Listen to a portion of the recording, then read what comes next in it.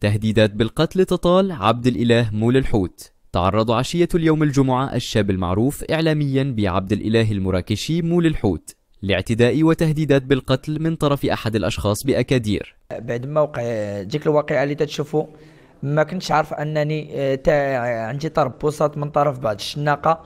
الحمد لله السلطات دخلت، الأمن دخل، الله يجازيكم بخير وشكرا لكم. ومازال عبد الإله تيقولها، أنا راه تنجري الخير.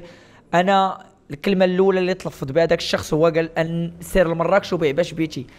واش ما بغيتوش الناس تاع أكادير ياكلوا الحوت؟ احنا راه كنا مغاربة، علاش تكون في طريق واحد مسكين اللي محتاج أنه ياكل الحوت بثمن رخيص، علاش تكون ليه في طريقه؟ فكان هذا ظلم قبل ما يكون جرم.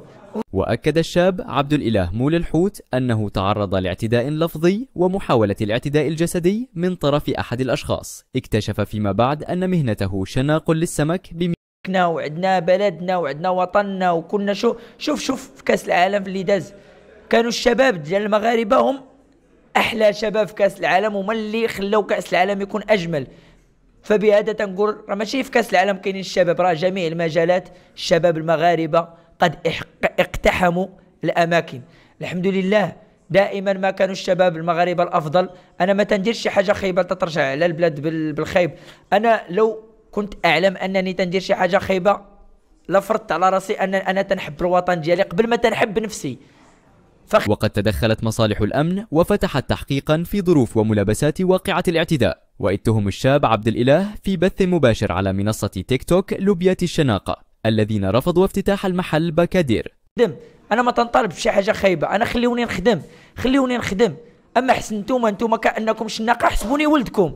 واش نمشي ندير مخدرات او نخدم لصالح الوطن؟ فشكرا لكم السلطات، شكرا للامن، وعاش الوطن وعاش الملك، وشكرا لكم. غدا افتتاح رائع من طرف الناس تاع اكادير، شكرا للناس تاع اكادير. الاثمنه زويونه، كسمك الراطه اليوم 5 دراهم، السرجيله جايه ترى واحد الثمن ديال ما بين 5 و 8 لا يتعدى 8 دراهم، رغم ان الموفيطه ما كاينش لا يتعدى 8 دراهم. والكروفيت 60 درهم في رمضان الذي لم يعرفها اكادير في رمضان 60 درهم. فالان الحمد لله 60 درهم الكروفيت الذي يعرف دابا الاثمنه خياليه 90 100 ما بين 120. فالان هو نزل 50% ديال الضعف اللي كان طالع به. فدابا الحمد لله 60 درهم والكروفيت مليح، الخير موجود. كانت مضايقات من طرف بعض الشناقه وبعض الناس اللوبيات التي تعرفنا في الاخر على هذاك السيد انه خدام في المرسى، ولكن فهو ما تيحاربنيش انا، فراه تيحارب ولاد مدينته وتيحارب الناس تاع مدينته.